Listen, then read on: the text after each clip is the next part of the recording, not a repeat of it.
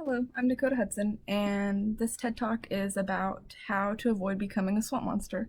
That title will make sense in a little bit, and I feel like this is a very easy way to understand this topic. Life is always flowing, and sometimes it is hard to keep up when things don't go your way or you just aren't feeling the most confident.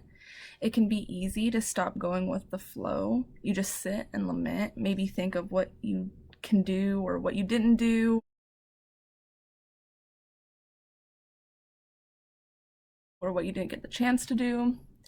You sit and just think about these things and you become negative, and your stream that you travel through in life just becomes dirty and stagnant and unmoving. And outlooks become muddy and attitudes just become bad, and you just sit in this diseased, dirty water and that you got yourself into.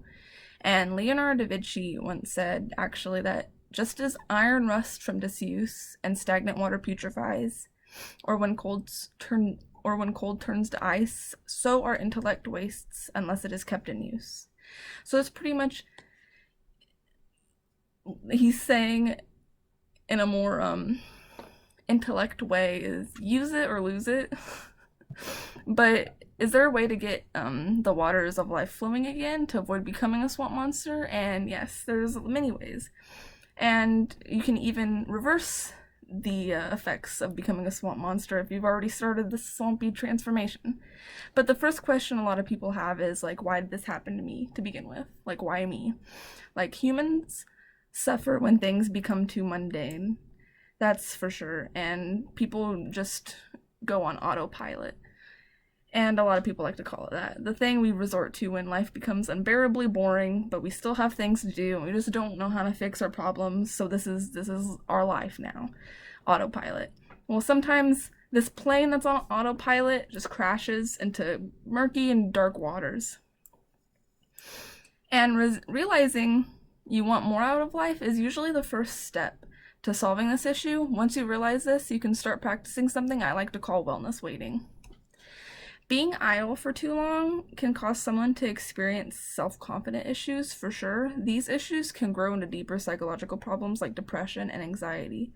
When you're not feeling the best about yourself and it just stays that way for a long time, it can create everlasting issues. And adding things to your routine, wading around the waters of your own life, finding new things that you enjoy have an enormous positive impact, especially in the long run. And changing up your morning routine, actually, just eating something different for breakfast, take a different route to work or school, making these small little changes can remind you that you have absolute control of your life and what you do with it, for the most part. And going out on a Friday night with friends, hop in your car and just drive in a direction for like 10 minutes.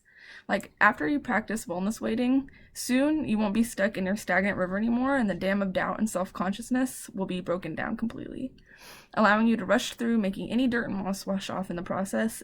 If it starts with making a conscious choice to change up your life in any way you can. So I close with this. Life is hard and sometimes just not fair at all. And oftentimes you'll find yourself standing still as you watch your life course by. It is important to remind yourself that stagnating is a recipe for disaster, and all you need to do is take control by starting small. You start to make small changes in every part of your daily routine, and slowly you'll notice that you're making these changes subconsciously. You'll become more confident, more insightful, and even more spontaneous. Thank you.